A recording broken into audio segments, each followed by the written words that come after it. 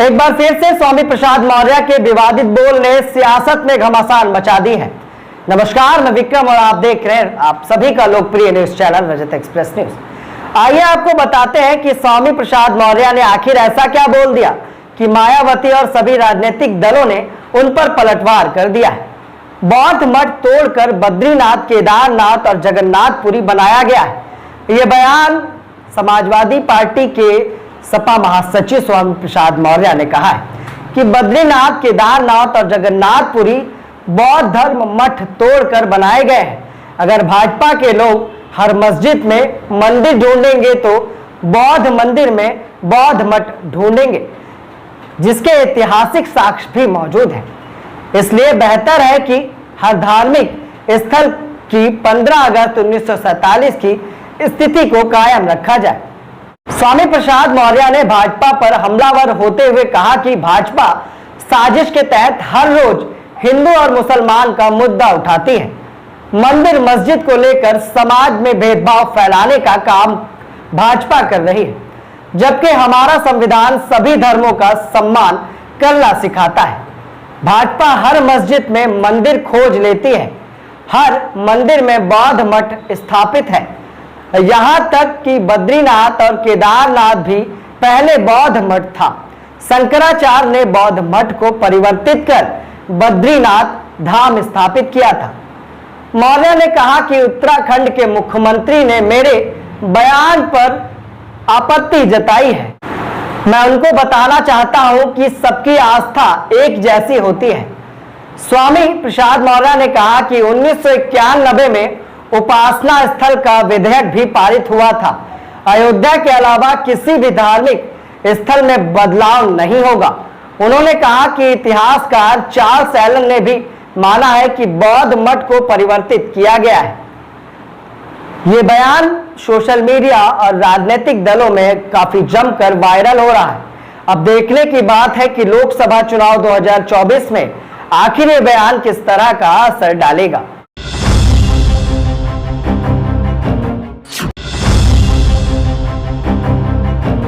Wikipedia भी इस बात की गवाह है कि 8वीं शताब्दी तक बद्रीनाथ धाम बौद्ध मठ था। आदिकाल से, प्राचीन काल से जो बद्रिकाश्रम है, बद्री विशाल है, उसका हमारे शास्त्रों में, पुराणों में वर्णन मिलता है। स्वामी प्रसाद मौर्य जी ने जो बयान दिया है ये बड़ा दुर्भाग्यपूर्ण है और उनके मानसिक दिवालियेपन का ये द्योतक है। स्वामी प्रसाद मौर्य जी का बयान आया है बहुत दुर्भाग्यपूर्ण है और वह जिस गठबंधन के वो हिस्से हैं, ये स्वाभाविक है कि उनका बयान इस प्रकार का आना ही है। बद्रीनाथ धाम हिंदुओं के 4 धामों में से प्रमुख तीर्थ स्थान है।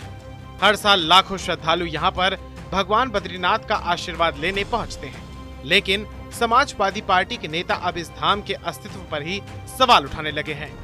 समाजवादी पार्टी के महासचिव स्वामी प्रसाद मौर्य के बद्रीनाथ धाम को बौद्ध धर्म स्थल बताने वाले बयान पर अब संतों में आक्रोश है। श्री बद्रीनाथ केदारनाथ मंदिर समिति के अध्यक्ष अजेंद्र अजय ने स्वामी प्रसाद मौर्य के बयान को दुर्भाग्यपूर्ण बताते हुए इसे उनका मानसिक दिवालियापन करार दिया है। इसके साथ ही उन्होंने सपा और कांग्रेस को सनातन विरोधी बताया है। देखिए, आप जानते हैं कि आदिकाल से, प्राचीन काल से जो बद्रिकाश्रम है, बद्री विशाल है, उसका हमारे शास्त्रों में, पुराणों में वर्णन मिलता है और करोड़ों करोड़ों हिंदुओं की आस्था का ये सदैव से केंद्र रहा है। स्वामी प्रसाद मौर्य जी ने जो बयान दिया है ये बड़ा दुर्भाग्यपूर्ण है और उनके मानसिक दिवालियेपन का ये द्योतक है। आप जानते हैं कि समाजवादी पार्टी हो या कांग्रेस हो, इन्होंने हमेशा से जो हिंदुओं के मानबिंदु रहे हैं, हिंदुओं की संस्कृति रही है, हिंदुओं की जो परंपरा रही है, हिंदुओं की धार्मिक मान्यताएं हैं, उनके साथ छेड़छाड़ करने का प्रयास किया है।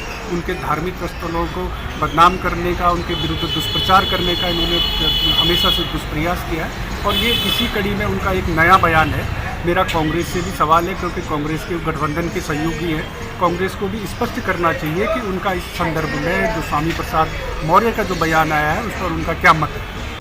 दरअसल बीते दिन सपा के महासचिव स्वामी प्रसाद मौर्य ने बद्रीनाथ धाम को लेकर कुछ ऐसा कह दिया जिसने लोगों में गुस्से को भड़का दिया है। सपा नेता और पूर्व मंत्री स्वामी ने कहा, अगर पुरातत्व विभाग से जांच कराई जा रही है तो सभी हिंदू मंदिरों की भी जांच कराई जानी चाहिए। इनमें से अधिकतर मंदिर बौद्ध मठों को तोड़कर बनाए गए हैं। स्वामी प्रसाद मौर्य यहीं नहीं रुके। उन्होंने कहा, बद्रीनाथ धाम भी 8वीं शताब्दी तक बौद्ध मठ था।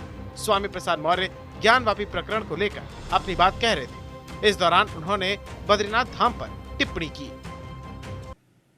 अगर एसआई जांच ही करेगी, पुरातत्व विभाग को भी आना पड़ेगा, जो इतिहासकार हैं उनको भी आगे आना पड़ेगा, तो बात तो गंभीर होगी ना। लेकिन बद्रीनाथ केदारनाथ तो एक लंबे समय से हैं और वो हिंदू आस्था के बहुत बड़े केंद्र माने जाते हैं। ये पहले बौद्ध मठ के केंद्र माने जाते थे, तो अगर यही तो मैं कह रहा हूँ, इतिहास में विकिपीडिया में तो ह्यूमन जनरेटेड कंटेंट है, उसको तो कोई भी बदल सकता है। और क्या जानवर जनरेटेड और सब कुछ होता है, सब ह्यूमन जनरेटेड होता है। लेकिन पहले का तो कोई सबूत उसमें नहीं है कि मतलब कोई लिखित पढ़े तुम्हें। यही साक्ष्य, यही एसआई फिर जांच करेगा ना, फिर बात और मांग बढ़ेगी ना, फिर और लोग भी तो मांग करेंगे। अगर कोई एक मांग कर सकता, दूसरा क्यों नहीं मांग कर सकता? सभी को न्यायपालिका में जाने की छूट है, सभी न्यायपालिका जाएंगे। आपको बताते चलें, मुख्यमंत्री पुष्कर सिंह धामी ने भी स्वामी प्रसाद मौर्य के बयान को आड़े हाथों लिया। उन्होंने कहा, करोड़ों श्रद्धालुओं की आस्था के केंद्र भू बैकुंठ श्री बद्रीनाथ धाम पर समाजवादी पार्टी के नेता की टिप्पणी दुर्भाग्यपूर्ण है। देखिए, बद्रीनाथ धाम और ये बद्री स्थान पूरी दुनिया के लोगों के लिए आस्था और श्रद्धा का केंद्र है। और जिस प्रकार से स्वामी प्रसाद मौर्य जी का बयान आया है वो बहुत दुर्भाग्यपूर्ण है। और वह जिस गठबंधन के वो हिस्से हैं, ये स्वाभाविक है कि उनका बयान इस प्रकार का आना ही है, क्योंकि जो हर चीज को बांटने पर विश्वास करते हैं और तुष्टीकरण पर विश्वास करते हैं, इसलिए कोई आश्चर्य नहीं है। लेकिन उनके नाम के आगे स्वामी है, कम से कम उनको ऐसे बयान देने से पहले सोचना चाहिए। स्वामी प्रसाद मौर्य के इस बयान का उत्तराखंड में चौतरफा विरोध देखने को मिल रहा है। उत्तराखंड के संतों का कहना है कि अगर उन्होंने इस बयान के लिए क्षमा नहीं मांगी तो फिर उन पर कड़ी कार्रवाई की जाएगी। देखिए, स्वामी प्रसाद मौर्य जैसे लोग मानसिक विक्षिप्तता की स्थिति में है। जैसे कभी कभी आदमी को करंट लग जाता है ना, तो वो सही तो रहता है लेकिन उसकी विवेक बुद्धि चली जाती है। तो इनको जब से इनका राजनीतिक समीकरण बिगड़ा ना, भाई यही स्वामी प्रसाद मौर्य हैं जो मंत्री होते थे, कितने बड़े आदमी होते थे, उनकी तुति बोलती थी, बहन मायावती जी के होत साथ होते थे, तो मतलब जो वो कह देते थे वही कानून मान लिया जाता था। और आज ऐसा है कि उनके घर की बकरी भी मानने को तैयार नहीं है कि तुम क्या कह रहे हो। तो ऐसी स्थिति में स्वामी प्रसाद मौर्य की जो मानसिक विक्षिप्तता है उसको हटा दीजिए। वो मुझे पता है कि स्वामी प्रसाद मौर्य जैसे लोगों के मामले में जब राजनीतिक करंट लगता है तो क्या होता है।